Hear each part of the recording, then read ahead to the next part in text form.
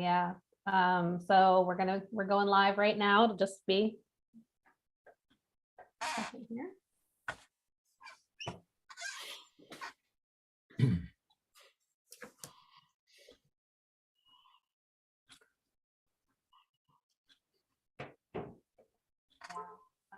So we're going live right now. It'll just be oh, we're live, it looks like, guys. So welcome everybody to the Pyramid Science Foundation's weekly live stream. We're so happy to be back. And Charlie has a great introduction for our wonderful, amazing guest today that we're honored to have with us. Well, thank you, Lisa. It's a real pleasure today to have Sri Ram Kaa with us. I'm the first to admit I didn't know anything about you until about 4 or 5 months ago. I had spoken, actually, one of my viewers called me one day and said, have you ever heard of Sri and Kira? They're building this pyramid down in Ecuador. And so that's how I found out. And we've been looking forward to this day to be able to talk to you, because we have so much in common. We're working with the same geometry, the same principles. So I'm very, very excited to have you here today and really appreciate your coming on. We have about an hour of Sri's time today. So we want to try to go through a lot of different topics, I'm sure. But first, I want to at least give a little background about Sri. He was intrigued. He started working in the early 80s in the computer industry, personal computer industry, and had some changes in his life, and went on to go into the healing professions. And I know you're licensed in some 20-something healing modalities, but got into pyramids as well recently, and really that's what's bringing us here today. So I guess my first question to you would be, how did you end up finding this information? I found it by watching David Wilcock 7 years ago when he did a 10-part series on the Russian pyramids. But how did you find out about these pyramids and get interested in them? Oh, well, thank you, Charlie, and Lisa. Thanks so much for having me with you today. And yeah, my pyramids have certainly been more than a 20-year fascination for me. I have to share, I was walking through the Tucson Gems show. That everybody loves to go see the crystals and the imports and everything that's there. And this was in February 2002. I was walking through Tucson, and I walked by a table of Egyptian artifacts, and I smiled. I was there for the quartz crystals. The artifacts, that's nice, but I just kept walking, and I felt this energy wrap around me, and it was as if spirit just turned my body around. I went back to the table and looked, and what I saw was a bronze statue of Ramses, the pharaoh, holding cylinders in his hands. And I don't know why that spoke to me so strongly. I now know why, but at the moment I just went, wow, there's a connection here. I purchased the statue, which was an authentic. It was around 3,000 years old. And later on, through my friends in Russia, I happened to meet Anatoly Golod. I happened to meet the people that first pioneered the Egyptian healing rods. And it brought me into the investigation of why do these cylinders of the pharaohs offer an energy we can't find anywhere else on the planet? And it's because they were charged in the pyramids. So I'm going full circle here. So what brought me to the pyramids was having experienced the healing energy of these pyramid charged tools, the cylinders of the pharaohs. And then I began investigating the pyramids more and more, and that led me to, here, let me move over. There's Nubia. Yeah. Mm-hmm. The Nubian pyramids are a little different than the Egyptian pyramids. And of course, the guy inside goes, why? Yeah. Were they different? They were contemporaries in many ways. And so when I began to look at pyramids, what I realized is the golden ratio of the Giza Plateau offered a wonderful, uplifting, stabilizing energy to people. The Nubian pyramids pierced the field. It was an ascension energy. So the Nubian pyramids are also golden. They're 72 degrees at the base, 36 degrees at the top, and they're an isosceles triangle that creates a very beautiful harmonic. And in 2004, 5, and 6, I built many of them. I just found myself, I think like you, Charlie, it's like once you experience it, you're going to go, okay, something's happening here. Let's investigate. So it became an experiential investigation, brought a little science in, but mostly I had to touch it, taste it, and feel it to know that it was real. Right. Well, and I'm kind of coming at it, as you probably are aware, from a little bit different perspective, because I got fascinated. I wanted to understand how this worked, but although I'm more balanced, I'm a little bit more left brain, I guess, still. And so the geometry, the math, all of that stuff was what really intrigued me. And then I found all this in architecture all around the world. So you mentioned that you were able to meet Dr. Gala. Lisa and I had a chance to speak with him about 3 years ago, but we only had one conversation, and I sent him some follow-up information, which he didn't respond to. But one of the things was, could you verify my geometry and my methodology for me? And I never heard back from him. But I mean, I'm so confident that because there's so many things in architecture and nature and so forth where this is found, that and contemporary technology, they can't be anything but wrong. So we'll take the silence as a yes. That's right. That's right. So to fast forward, you're interested in pyramids. How do you get to Ecuador and the building of the Pyramid of Peace? Okay. I may be skipping some lines here. Well, we can jump around. Such is a real conversation. Yeah. My wife, Kira, and I are spiritual teachers. We have pioneered the yoga of self-ascension, which in a nutshell is returning to the essence of who you truly are. And, many people talk about, there's the basic self and the higher self and all of that. And what I've come to know is we are the higher self. We are the divine presence in form. And we need help remembering our power and our divinity and the legacy of who we truly are as spiritual beings. So that's our primary work. It turns out that the pyramids synergize with the upliftment of consciousness.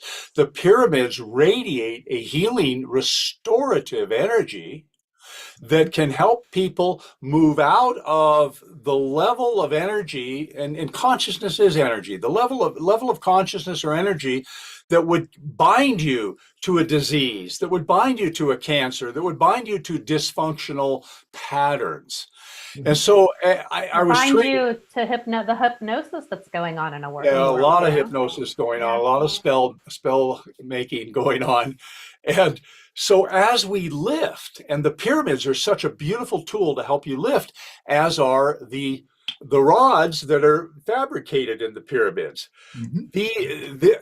What Gola demonstrated is, he called it ABO technology, right. But it's basically take an imprint of the pyramid into the crystals, and now you can take it home with you. Now you can work with it in your own meditation and healing work. And that just saying to my heart. So in our work of helping people remember the truth of who they are, helping remember our spiritual nature while still in body, you don't need to die to ascend. You can just wake up to the truth of who you are.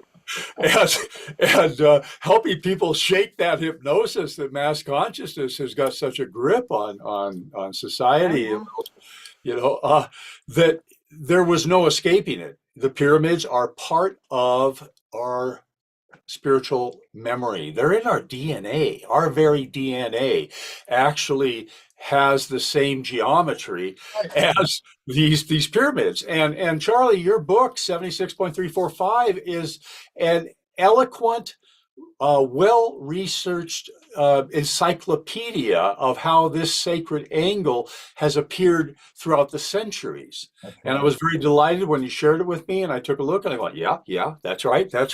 Okay, I already knew that, and you're showing me more. You got, your book gets rid of the doubters. Anybody who takes the time to look at it is going to go, hey, he's onto it. Well, maybe that's a time for a plug here, because I was going to mention this.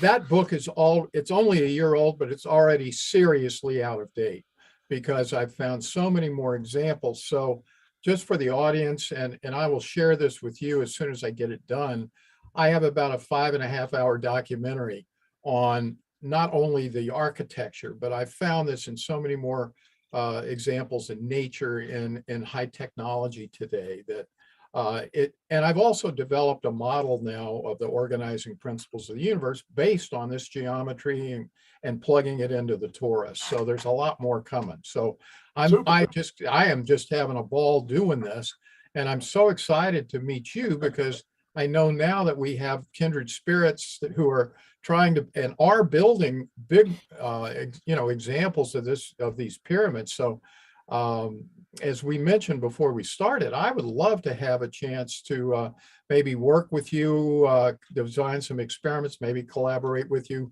But I know that you're wanting to do some of the very things that I've been wanting to do as well in that realm. There's a couple of levels to this. Let me put up a couple of slides. Go right ahead. All right, here we go. So you seeing that? That's gorgeous. This is the Pyramid of Peace we constructed here in Ecuador. We consecrated this pyramid in late September, and that white light you see is the sun at high noon reflecting. We went with a polycarbonate covering because in the translucence, people can enjoy the geometry. It lets the light in, and the radiant effect of this pyramid is truly magnificent. Now, much of what Gola described, we're starting to see validation of. So, for example, you see the walnuts here? Not yet. Okay, sometimes I have to leave and come back. Yeah, hang on a second. It's the way my Mac works. Let me come back in. Here we go. It's okay. All right. What you see right here is a 100-year-old walnut tree that it was nearly dead. It had leaves. It would give us maybe 25 walnuts each year, and now it's bearing fruit. The fruiting season actually began around Christmas, and you harvest in June. So you take a look at these clumps. These are all black walnuts. We have never seen such a robust crop. Right. Oh, wow. This is the first testimony, and we have several of these trees here at Tosa Blue Mountain, the first testimony to the invisible encouragement to restoration and abundance that comes from the pyramid. So that was a nice little surprise, and one of the things Golan's people, and there's so much out there on the web you can go find, but had talked about when they built the pyramid at Lake Seliger, how the waters cleared and extinct flowers began to grow in the meadow. And when I read that, I went, well, that's for me. I want that, let's do this. And so one of the fun things we've had since we put up the pyramid, let me show you a picture of here we go. Here's a group that has come to the pyramid. So the pyramid hit the news in late September. Right. These are local Ecuadorian folks holding hands, gathered around inside the pyramid. Now, what you're going to notice here, just for your brain, Charlie, is here's the bamboo structure. Yep. This is mud. It's called bajareke. And it's an ancient building technique. You're going to find it on every continent. They mix fiber, meaning straw, with a good quality mud. And if they don't have a good mud, they mix in manure to get it really binding with the straw. And then they literally just plaster it on the walls. So wow. That's how a lot of houses are built down here in ancient times. Now it's all concrete block. But what our principal philosophy is, we must balance the male and female energies in order to have true healthy harmony. So the bamboo represents the sun. The bamboo it grows in a solar energy, and it's the male principle. The mud, of course, Mother Earth, Oh. represents the feminine. And so the entire base of the Pyramid of Peace has the Bajareke mud from the mountains of Ecuador plastered on the walls. And then we go up to the pinnacle with the bamboo. And I'll show you another picture of the geometry here in a minute or two. So what's happened with the locals, I want to show you one more picture and then I'll toss it back to you. Here we go. Let me share this. So here's a lady standing in the very center of the pyramid to experience the energy. Now, these people are not well educated, yet they're intelligent. These are the locals, and they're just going, we grew up with the indigenous traditions of balancing the 4 directions, actually 7 directions in the Kanyari tradition, because we have above and below and the still center. And they understand how energy and cycles must be balanced in order to be healthy. So this woman immediately, I said, I need a volunteer to go be in the center of the pyramid. I'm there. And she ran up, lifted her hands above her head and is going, yes, receive, receive, receive. And I just love that intuitive intelligence that comes from our indigenous brothers and sisters, that they get it. They get that we must maintain a balance on the planet. And so this is why one of my passions, and with my beloved Kira and I, is we call it Global Minga. That's our nonprofit. Minga is an ancient word that basically means neighbors helping neighbors. Okay. It just translates as, it's like a barn raising in the, in Western culture. So what will happen down here is if a power line goes down, or if there's a leak in the water canal, they'll gather a minga, meaning everyone shows up and fixes it together. Sure. So the pyramid is part of our contribution to the society to say, here's a healing energy that is non-dogmatic. You don't have to believe in it. You don't need to take on new scripture. Just enjoy the purity of what it can do for you. And if it makes you a better Catholic, God bless. And if it makes you a better Hindu, God bless. Doesn't matter. What matters is that you lift into your heart and become healthier and sincere and help each other out. And so that's the essence of Minga, is we help each other. Well, that's that. Have you found that the do the native people come on a kind of a continuing basis to pray? Yeah. Meditate, I wish I had this other slide staged. I'll just describe it. Yeah. Here's what happened. And it was just such a gift, So my wife and I, we looked at each other and we kind of, this was back in March last year, we said, we're going to make a pyramid. Yeah, I see it. Okay, here we go. Started sketching, grabbed an engineer, began to look at, we wanted to do something that would unify the tribes, that this project would bring the workers together. And so in Ecuador, you have the people on the coast who tend to be a little darker skinned, and you have the people in the mountains who are a little fairer skinned, and they've got some historical rivalry. Okay. And some of them are downright prejudice. So the bamboo came from the coast, and I had a scholarly engineer design the pyramid to make sure that structurally we were earthquake proof and high wind proof, etc. And then he gathered the workers from the coast who lived here for 2 months. Simultaneously, we gathered the workers from the mountains who brought that mud and started plastering the walls when the pyramid was up. And when they first walked in the door together, they go, oh, I don't know if I want to work with them. But then they looked up and felt the pyramid. Yeah. And the people from the mountains said, you made this? And the people from the coast said, well, yes, we all made it together. And they came together in harmony and finished it. Yeah. And it was just heart-touching to see that groups that were oppositional came together in a harmony when they entered the pyramid energy. We didn't tell them you have to get along. We just said, hi, here you go, we need help. And, wow. And it just resolved.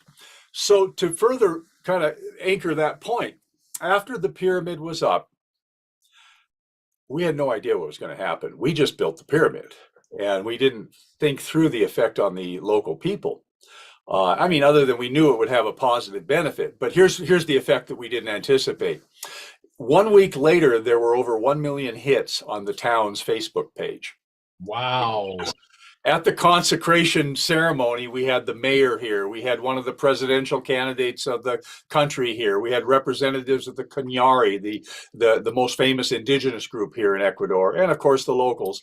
We have all stratas of life, but there were several hundred people here for the ceremony where we did the incense and called in the 4 directions and honored the traditions and consecrated this as the sacred intention. This is a pyramid of peace. Mhm, mhm. So when the town of Paute, Ecuador, put that on their Facebook page, bing, bing, bing, bing, bing. A week later, all of the newspapers were here. The following weekend, we had 1,500 people at our front gate. Wow. Now, I was like, oh, we have a little problem. What are we going to do with all these people? And well, they wanted to see the pyramid, and of course we can't say no. So we just said, okay, we're going to bring you up in groups of 30, and we'll just cycle in and introduce you, and it went fine. The next weekend, so then I had to hire some help to be guides, because you got to organize folks. Mhm.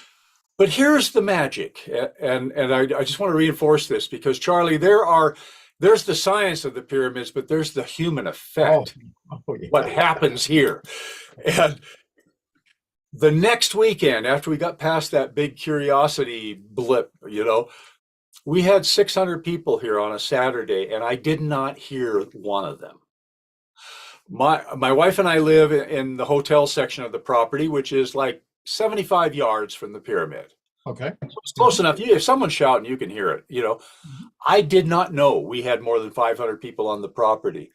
And you think about the tranquility of people just walking, looking, harmonizing. I want to tell you, Latin people tend to be a little bit extroverted. They're often, yeah, hey, oh, they're yelling at their neighbor and they got the speakers on and they're lively. It's in the culture, this expressive nature.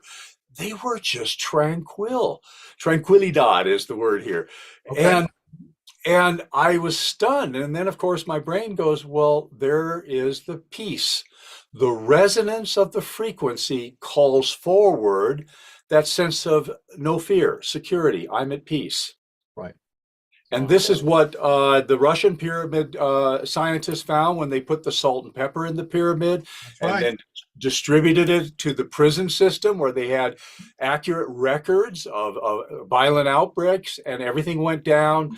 The prison guards said, yeah, we don't have enough books in our library. They're checking them all out. They're reading rather than fighting. They're fighting, that's right.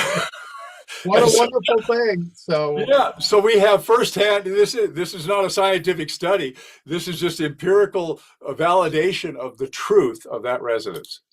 Now, do you have, since you've got this traffic developing, are there places that if people from the US wanted to come down and see this and experience it, can they stay somewhere? How would they? Absolutely. I need to call up our website, but let me just say it for you.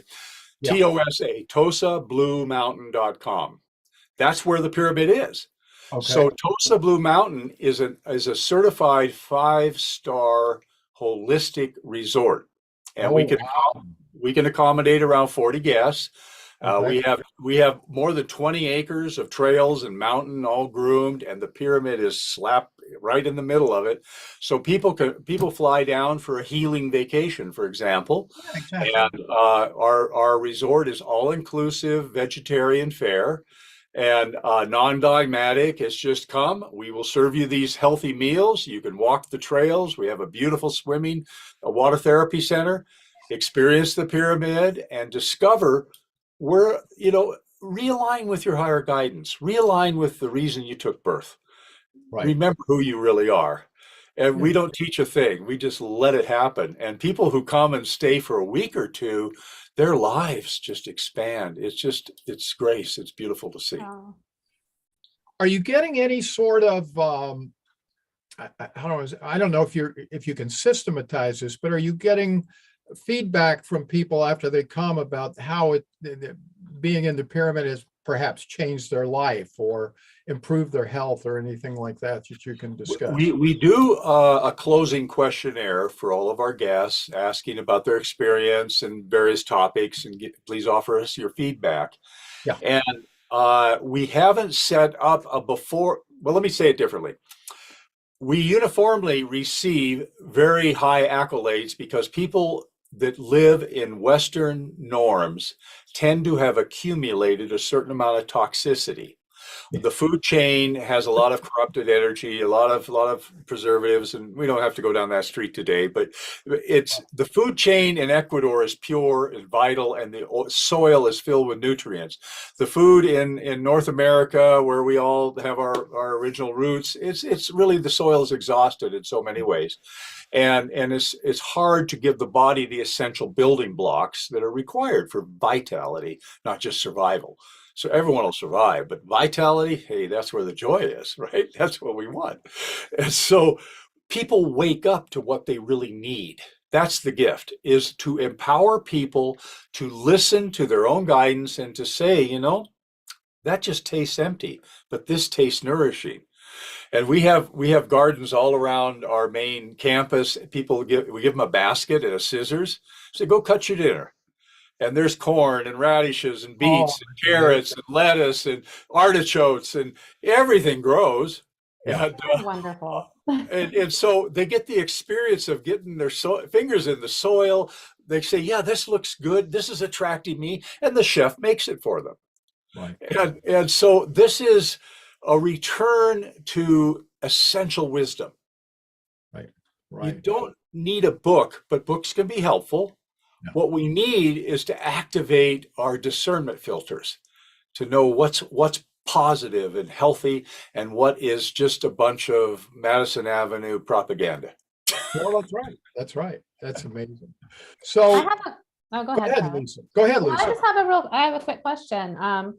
Now in Golad's research, they discovered that when the pyramid was made of metal, it actually diminishes some of the power. And you had mentioned that you guys figured out a work around that.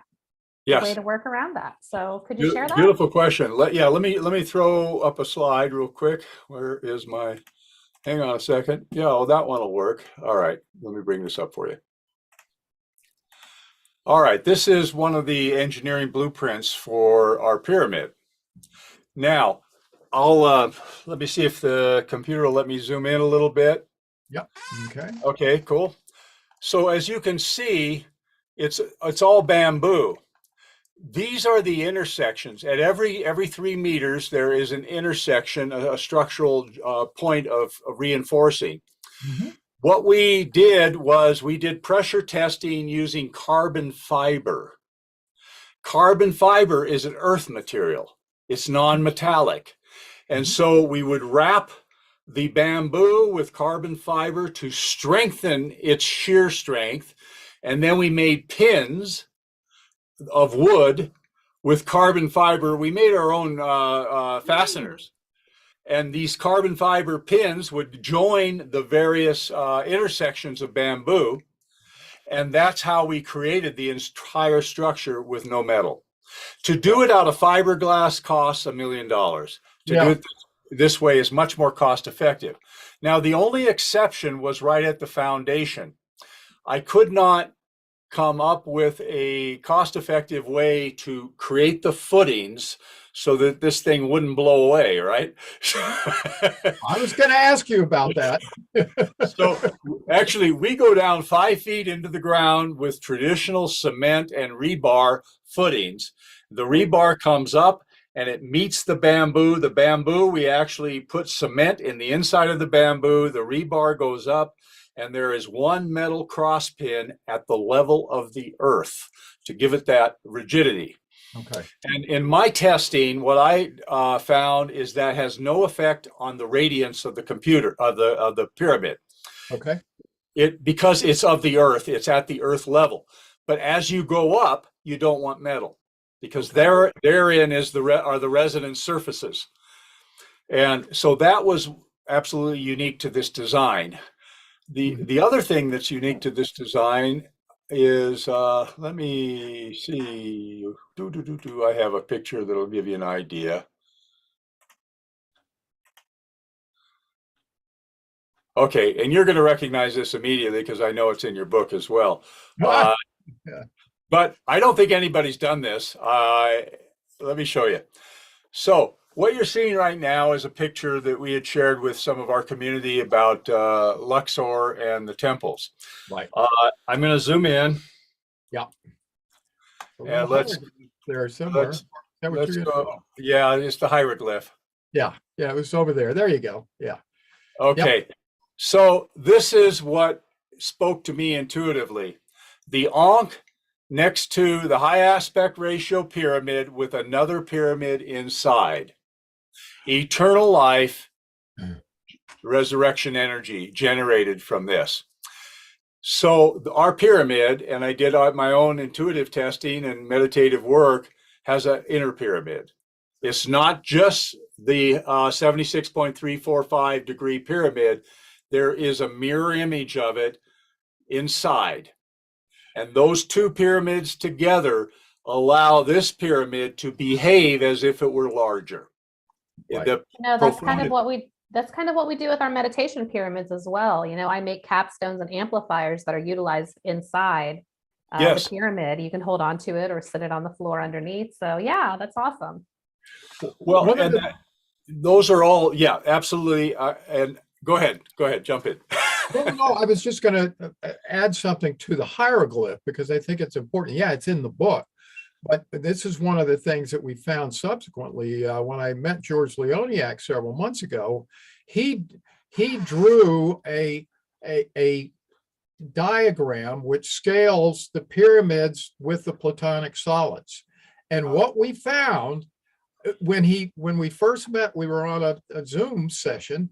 And he showed me this thing and my jaw drops like this. And he said, "What's the matter?" And I said, "I think this fits perfectly with this hieroglyph." And sure enough, the relationship of the size of the smaller pyramid to the larger is phi cubed, which is the slant angle, 423, whatever. But anyway, it fits perfectly within the scaling of the Platonic solids and this phi cube scaling that I'm developing in my model. So enough said, but you're absolutely. No, that's it.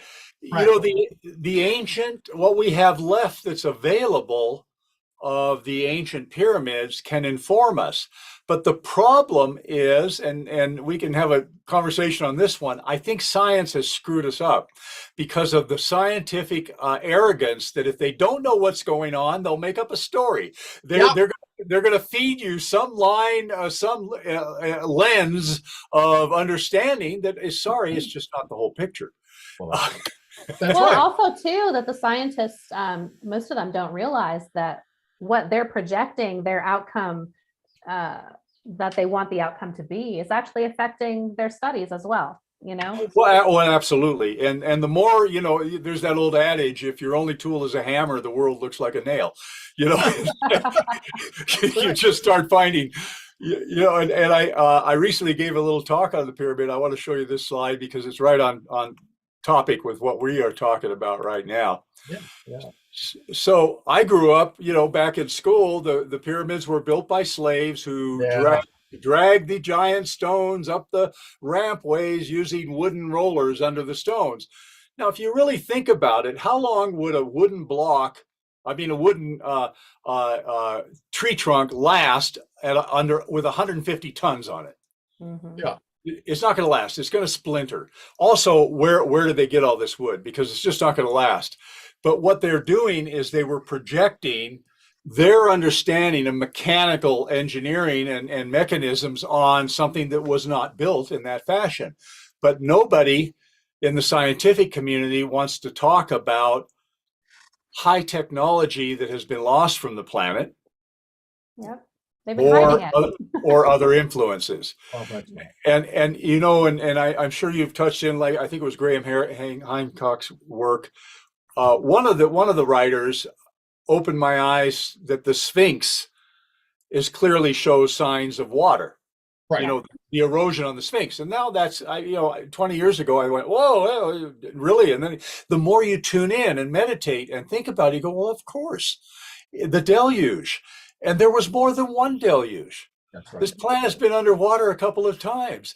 And my suspicion is that the Atlantean civilizations left the pyramids behind that the Egyptians then usurped and improved and renovated, and of course received the benefit of that energy. But that again is a little, there isn't a lot of empirical evidence on that. We're working with, extrapolating on intuitive knowings.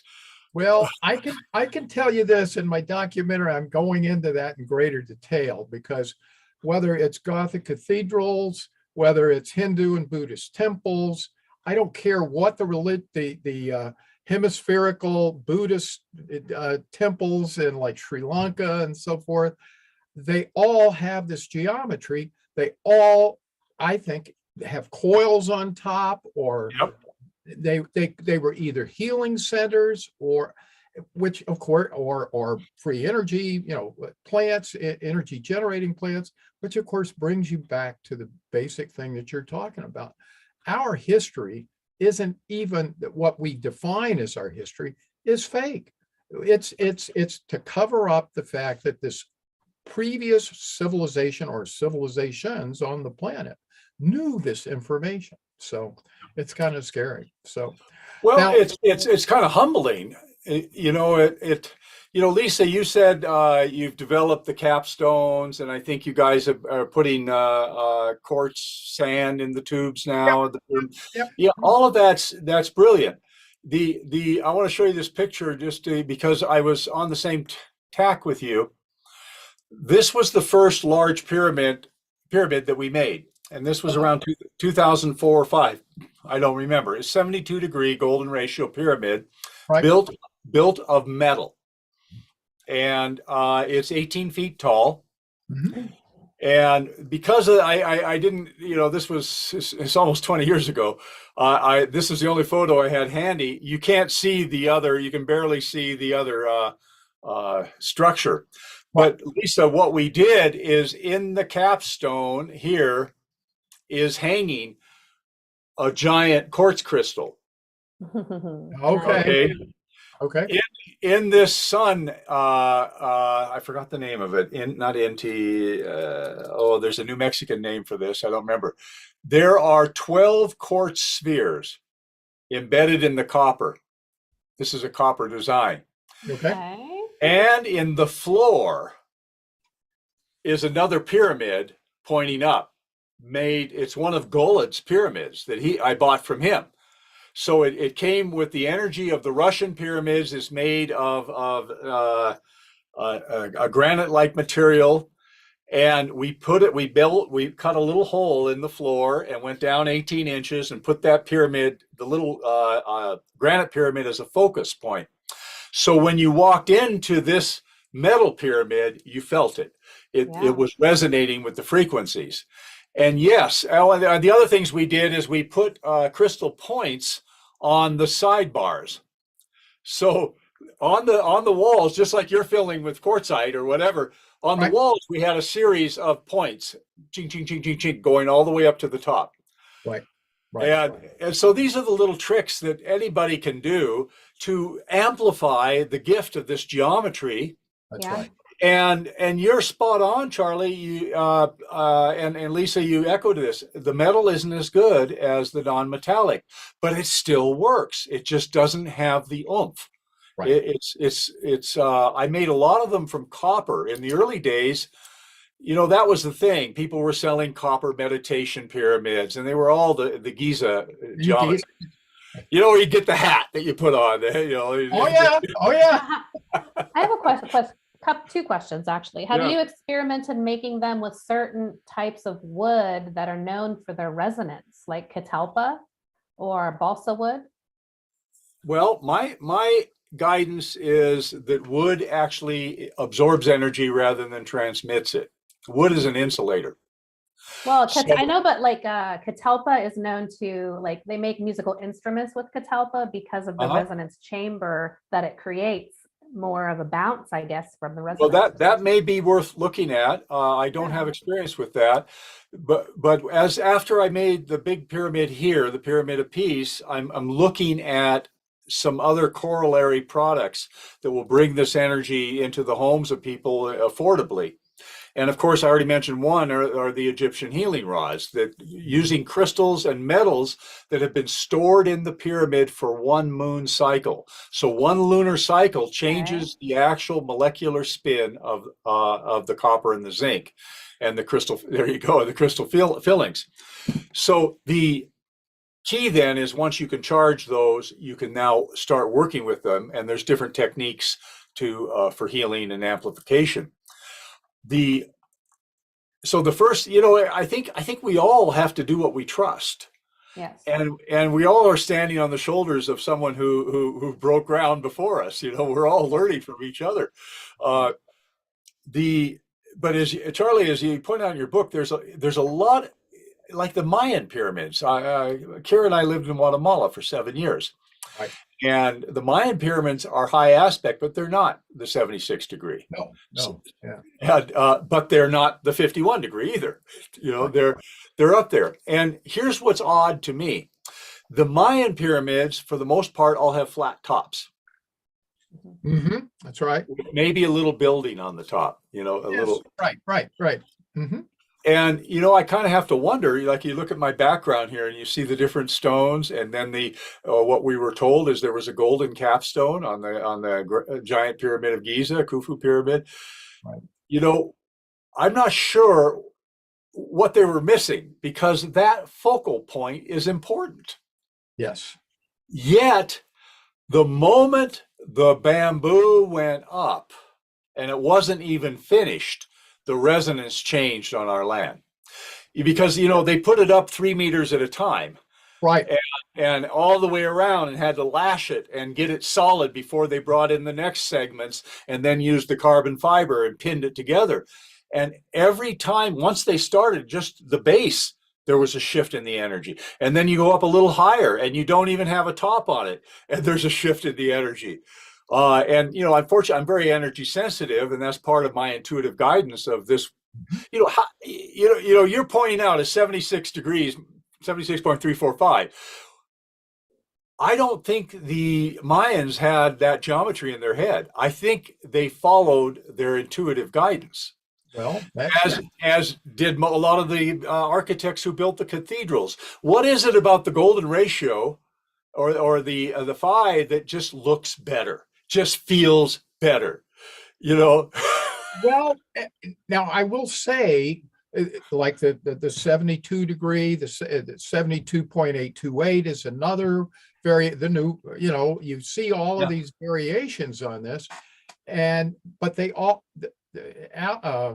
you may be familiar with this. Anatoly Akimov said that any pyramid or cone that incorporates the golden ratio into its geometry will act as a free energy generator. So I've begun research on harmonics theory. I'm developing a harmonics theory, and one of the things, this geometry seems to be the optimal one for bringing coherence to the field. Yeah. And that's why I think it's the strongest. But the Giza does it, the Nubian does it. And it's not the same. The Giza is not the same. From a geometric perspective, they all have the golden ratio, and correct. That's what I'm saying, and they will all act as a free energy generator. That's true too. Yeah. And it's one of those things. Lisa, you mentioned the wood and the instrument.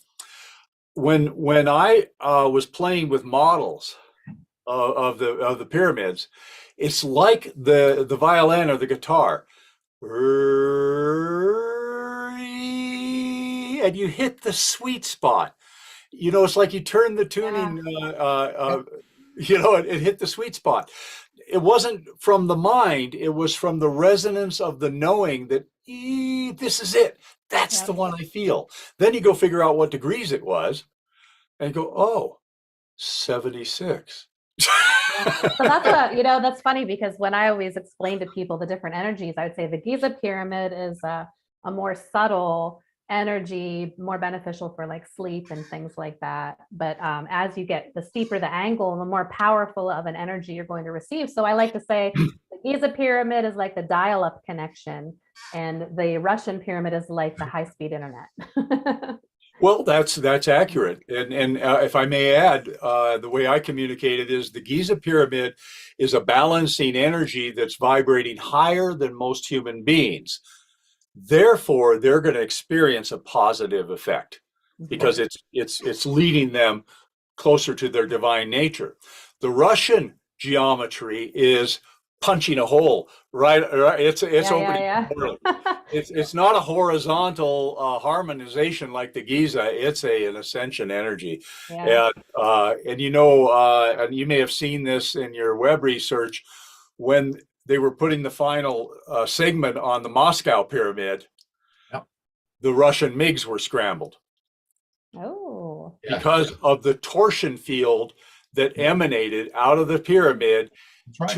On the radar, it looked like a stationary object in the sky. Right. And they were basically, they thought it was a UFO. And so they scrambled the MiGs and they're going, there's nothing here, but there's something there. No, there's nothing here.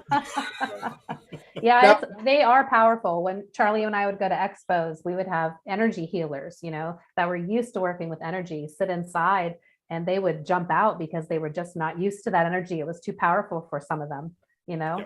And then people who could not ever feel energy, you know, they would sit in it and immediately feel energy for the first time in their lives. So sure. I know that you measured the level of consciousness, so to speak, of the using David Hawkins' map of consciousness. Now, I'm not smart enough to have done this sort of thing myself before and after, but did you by any chance measure or do a measurement before you built the pyramid to compare it to after? Well, yes, and thank you for that tee up, because I've been a student of Hawkins' work for 24 years. Yeah. And you know, my wife always jokes because we normally we appear together, we teach together. We're some people would refer to us as twin flames or whatever. It doesn't matter what you call us, but we're together. Our first date, we had met online. And I just had this yearning for my other half to find her. And when I was, you know, I knew she wouldn't be hanging out at a bar, so I didn't bother going there. How do you find your partner? You know, it usually is through the common interest, whether it's a spiritual group or a research group or a club. And I poked around with a site called spiritualsingles.com back in 2002. And I remember that. I was single. Okay. I think they've gone through some iterations, but anyway, here's the magic that I want to share with you on that is that I was living in San Diego. So I was looking for someone in the neighborhood. You know, I put 100-mile perimeter on my search of who's, you know, and certain, you know, the things you're looking for. And I forgot to put the limit, the geographical limit when I did the search. And yet I found her in Denver, Colorado. And I go, wow, that's too far away. Yeah. But I just knew. And as we began to talk on the phone, exchanging information, we discovered the parallels in our life that we were both doing the same things, everything from business success to bankruptcies to when our children were born, when we got divorced, all of that. It was all in the same years. Yep. And so I said, let's get together. Come on, we've got to get together in person. We met in Sedona, where Hawkins was delivering his lectures. Sure. So our first date was to go to David Hawkins' lecture. No kidding. How about that? I love it. So she says, he dragged me to meet this guy, and you know, he's onto something. Anyway, I want to show you, I got Hawkins' scale up here. I want to show this to you while I offer just a further description. So in David Hawkins' work, he created an arbitrary scale of consciousness from 0 to 1,000. And what it measures is the vibrational attainment of any being. But the vibrational attainment means you are more closely aligned with the essence of who you are as a divine being. Basically, is how much light are you radiating? And when you are filled with fear and doubt, you're down in what I refer to as self-inhibiting density consciousness. So density consciousness and the work that Kira and I teach is mass consciousness. These are people that are living their lives in the way they were trained to live their lives, and they haven't awakened to their higher nature as yet. So if you take a look, this is from Hawkins' work on the right side. Everybody below 200 on his scale is dealing with these experiences, from guilt and shame to anger and pride. And these are self-defeating energies. None of those emotions nourish life. They are toxic, Yes. every one of them. And it's only when humanity gets above 200 on his scale that courage, trust, and optimism begin, life-affirming energies start to happen.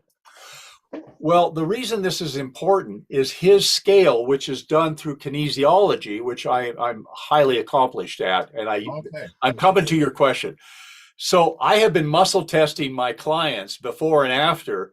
When I was sat in private practice, I would muscle test their level of consciousness. I'd muscle test on what intervention to do with them. Would they respond to a hypnosis? Would they respond to a kinesiology, meaning a kinesthetic touch?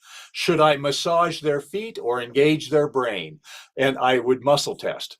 So I became very good at it. I began to calibrate Hawkins' scale on objects.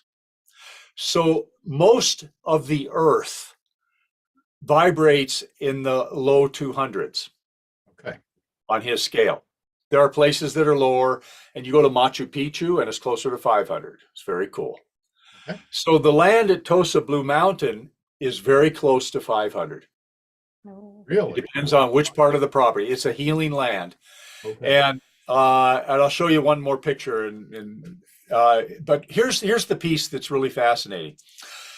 Human society in the Western world tends to be in this zone here, 250 to 350.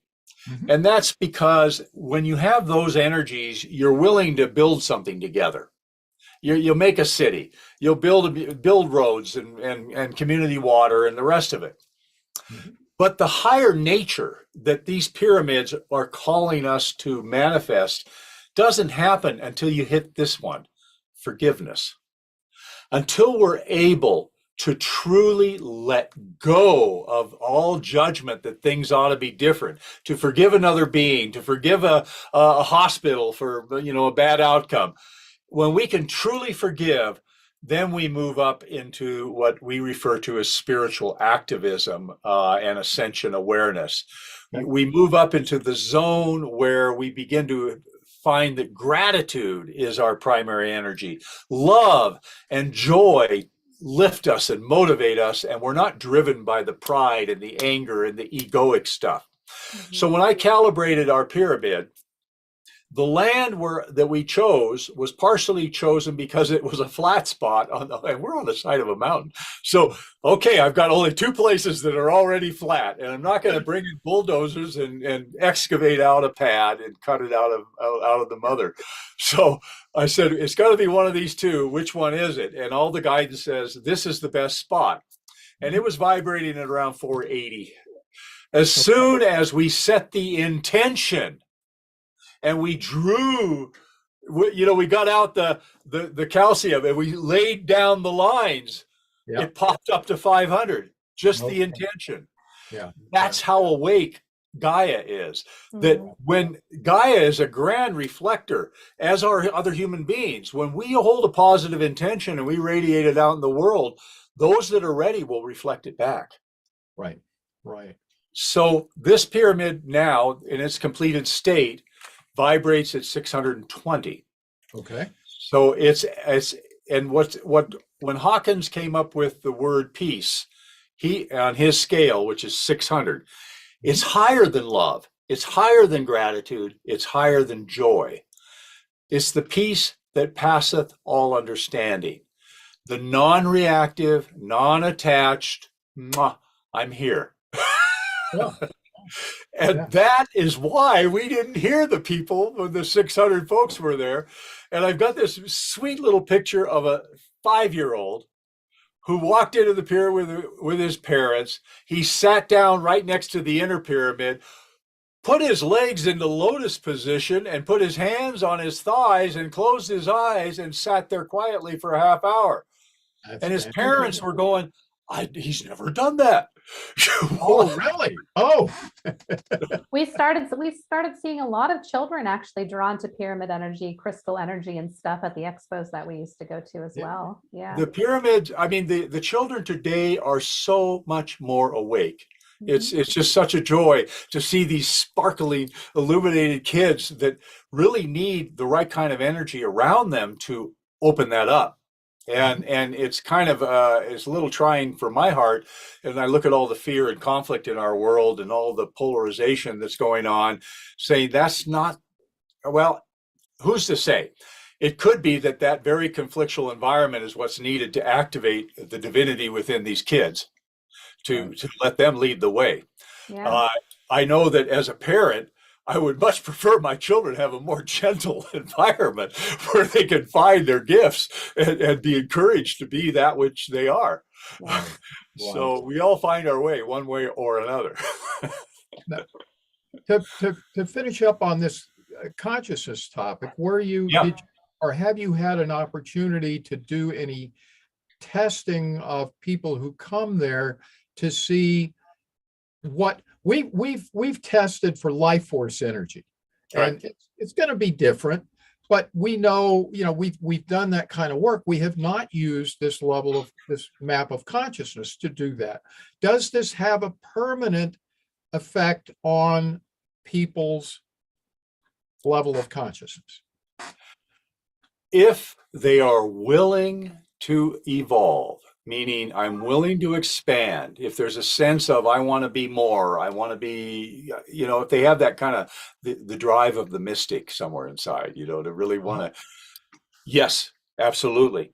For those that have not yet awakened to that yearning for expansion, they need repeated exposure. That's what I've observed. People come and they have uniformly, everyone has a good experience, but you can go home and drop right back in the same old patterns with the same old arguments and the same old tensions and stresses and fears. And you kind of go, well, that was a fun weekend at the pyramid, but that was just a day off.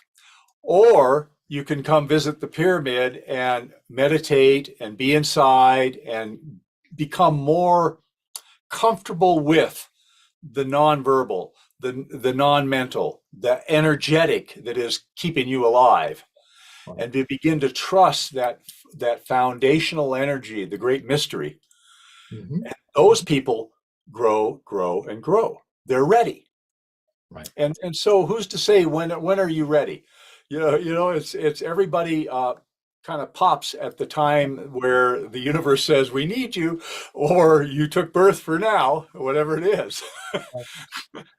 I guess I wasn't ready till about 8 years ago. So, my life has just changed enormously, being around these energy fields. And I do attribute it to that. I would say, and I said this before, and I out of context, it didn't mean much, but I wish I have done some studies of my own, like auras, energetic auras and so forth. And using the Win aura system, which is what is close to me, I found that my heart and third eye chakras are fully functional, 100%. And I wish I had known or had done that testing ahead of time before I knew about this to find out, if that's what did it. I believe that it is. Well, I want to just encourage you. It doesn't matter when you look, there's still a delta. You're now, and then the soon to be now, you're going to be more expanded. So you can take your measurement now and do it again in 6 months. And the thing I want to also say is that when people hold the Egyptian healing rods, when people step inside your pyramids and really get past their skepticism and allow it to wash through them, they will be changed. When they demonstrate the change is up to them. because it's kind of, the Buddha once said, once you hear about nirvana, you will ultimately want it. You know, so once you touch the field of these high aspect ratio pyramids, they're going to awaken something in you that will then activate, well, yes, and we grow. We're meant to expand. Right. That's our nature. You know, we expand love, we expand peace, we expand knowledge. You know, we just keep going. That's right. I'm wondering, this is a theoretical question, but why were pyramids built is always a question we get at expos and stuff. So, I don't have total answers for that. But one, of course, is free energy and health. Those are. Oh yeah. But I'm wondering whether there were not pyramids all over the world to help to raise that global level of consciousness. Or our pyramids are all over the world right now, creating a grid to help with that as well, I think. No, you're participating in, we call it the Ascension Renaissance. It's the renewal of this innate gift from the universe that is demonstrated through the sacred geometry and through the physical experience of these pyramids. You know, how many people, you've been to these New Age expos, and there's many people that are very much into the etheric and the Akashic records and the rest of it, and in their meditations, they travel, right? You've talked to them. Yes. I've experienced it. Many people have. How many of them experienced a square building, or did they go to a pyramid of learning? Just a fun little aside. It's all in the etheric. It's all pyramids. And so we perceive our very reality through triangular and pyramidal shapes. So, and as you said, it's in our DNA. It's everywhere. So, I want to give you and your viewers one more quick photo here, because it brings me joy to share this. Yeah. So this is a little different panorama of Tosa Blue Mountain, and what you're looking at in the foreground is a spiral labyrinth. The other form that seems to be very much celebrated are the spirals. Mm-hmm. And so this labyrinth, that's my beloved Kira walking in the labyrinth. You don't travel the same path twice. It's 3 spirals in, you get to the center with the giant rock, and it's 3 spirals out. And actually this design was originally found in a crop circle. And so we have the labyrinth here, we have the prayer flags from Bhutan and North India, and the Pyramid of Peace in the distance, and you can see the flowing mountains. Tosa Blue Mountain in Ecuador is very close to the equator, and we are almost 8,000 feet elevation. So it's a unique, the average temperature is 70 degrees. Oh. So we run from 62 to 78 degrees year round. So we have a couple of growing seasons. So I'm looking forward to what the effect of the pyramid on the crops. But more importantly, it's an opportunity to show people this is real. This can be accomplished. And whether you bring a little pyramid, where is it? There you go. Yep, there it is. Yeah. Yep. I always have 1 or 2 on my desk. Right. That's gorgeous. This was originally from Golod. That's his logo on the bottom, the ABO. Right. And what I have found is that when we begin to trust what could be dismissed by our mind, but to trust that energy, that we feel a nourishment, we feel a clarity, and say, yes, I'll bring that into my life. I will have more crystals. I'll have more pyramids. I'll purify my water. I'll take care of this vessel. Yes. Everything starts to get more clear. You know, and Charlie, you had a more conventional upbringing and a conventional life for the first 50 some odd years. I too, I did the same thing. And then who's to say when the alarm clock goes off? Everybody wakes up at a different time in a different place, and that's beautiful. Yeah. And it is our destiny. And a lot of people don't fully waken up until they're on their deathbed. And it's like, if you have a choice, I say now. Don't wait. It's always the right time. The universe was beating me, with a 2x4 over the side of my head, and I didn't listen for years. So it's my own fault. But yes, I can't. I have to second that. There's no fault. You were gathering what you needed to gather, so you could be you know, and it's all perfect. It's all Yes. wonderful. That's right. That's The right. We're key, being held the in key place is to for a listen reason. when you get the yearning. Go for it. Yeah, that is right. Yeah. Now I know your organization, your nonprofit, I guess, is trying to build a number of these around the world. So tell our audience a little bit about that effort, and if they're Okay. interested, how they can assist with that. Well, thank you. Thank you. If they go to sriandkira.com, SRIANDKIRA, sriandkira.com, you're going to find some information on the Pyramid of Peace. I need to update it. It was kind of put in place right as we were finishing. And Global Minga. Global Minga is our outreach. And what we've been doing is we've been building houses for people that are homeless. We've been feeding people who need to be fed. We are creating the pyramid technologies and for pain reduction purposes. We've actually developed, Charlie, you might be interested in this. Let me turn around and see here if we've developed some devices. Now, let's see, where is the right angle for the camera? That looks good. That's good. That's good. That's a square, right? It's just a Yep. little box. Yep. Let me show you what's inside. Oh, how about that? That's great. That is amazing.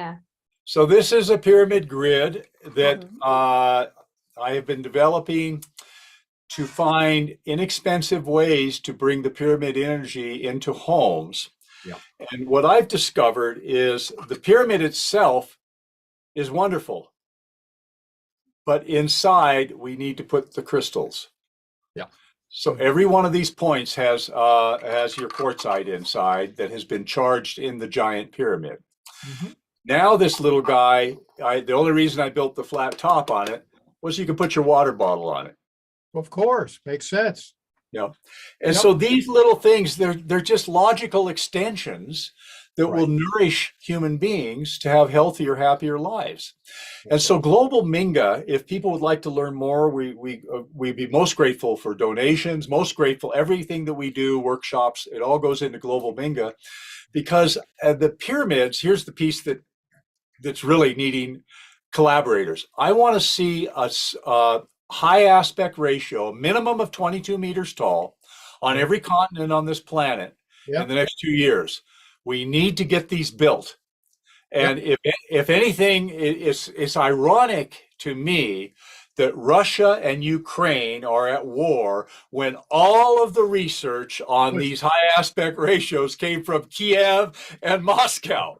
That's Mhm. right. That's exactly. And you take a look at the forces at work that are demolishing that knowledge base. I know.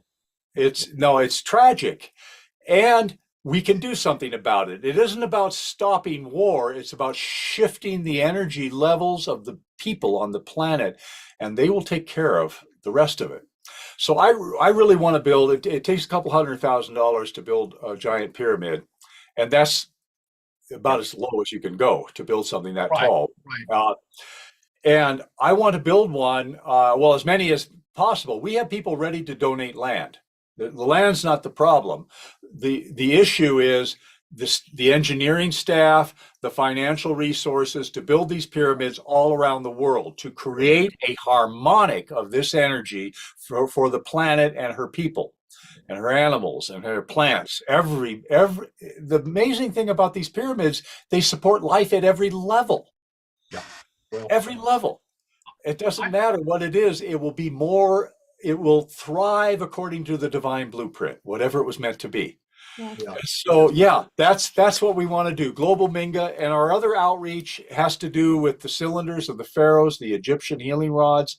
We have classes on how to use these. We've studied this extensively for 20 years. They don't work well unless they have been conditioned in the giant pyramid. Yeah. We've been to Egypt twice. We're going back again in June, and we've been granted 2 hours of private time inside the Great Pyramid, both the Queen's Chamber and the King's Chamber. I want to calculate there's different energetics at the different heights inside the pyramids. So most of, like these guys, the rods, they need to be conditioned at the King's Chamber height, about 1/3 the way up. Right. And we've also been granted 2 hours of private access to the chamber under the Sphinx. So Oh, I okay. I feel, I mean, this is a privilege, and it's the universe is conspiring to support the next revelation. So we will come back, and from that inspiration and that download, we'll start making more products that people can enjoy to support humanity. I really feel each and every one of us that feels the call needs to take action. It's Yes. not about donations as much as take action. Of course, money can help if it's wisely used, but we need this energy to be and thrive and co-create the new planet, the new Earth. Yeah.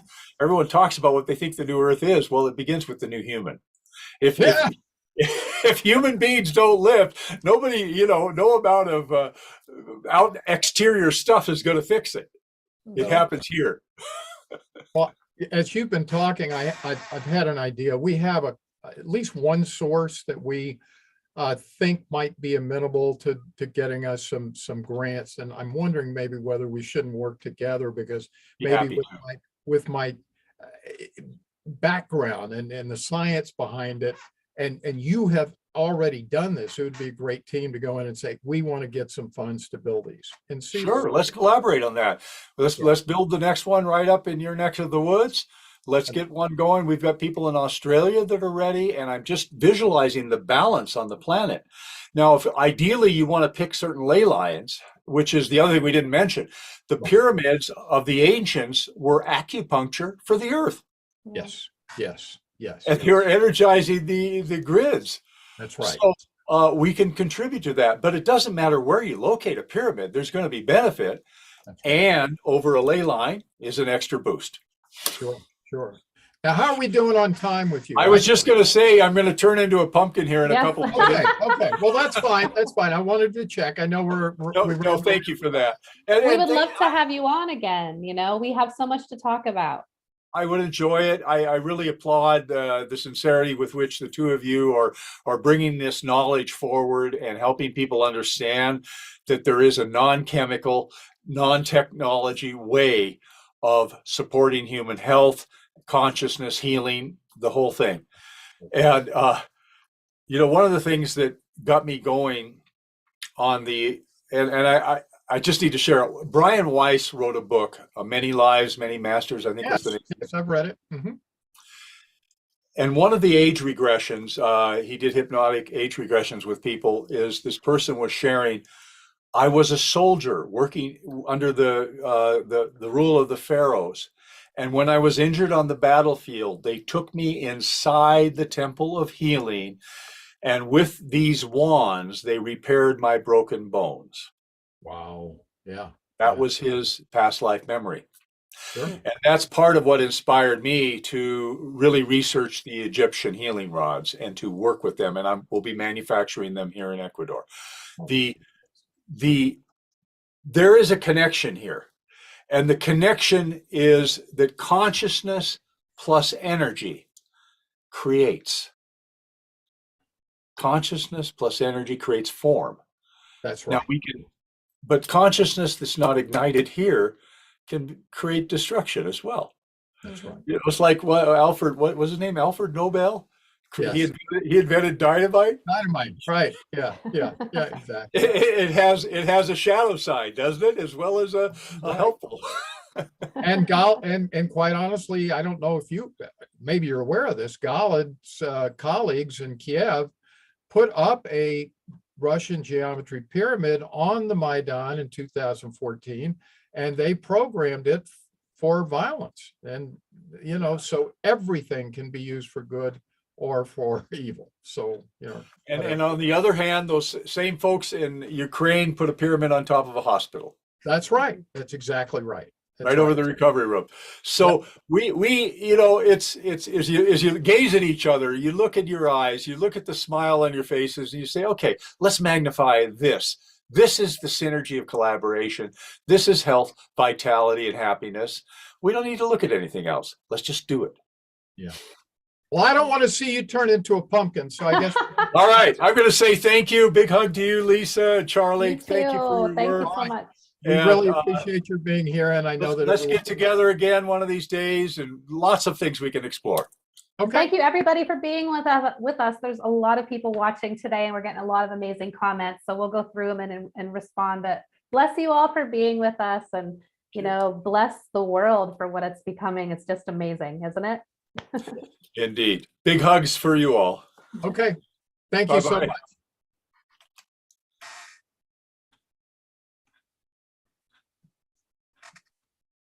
Okay. Are we off? Yep.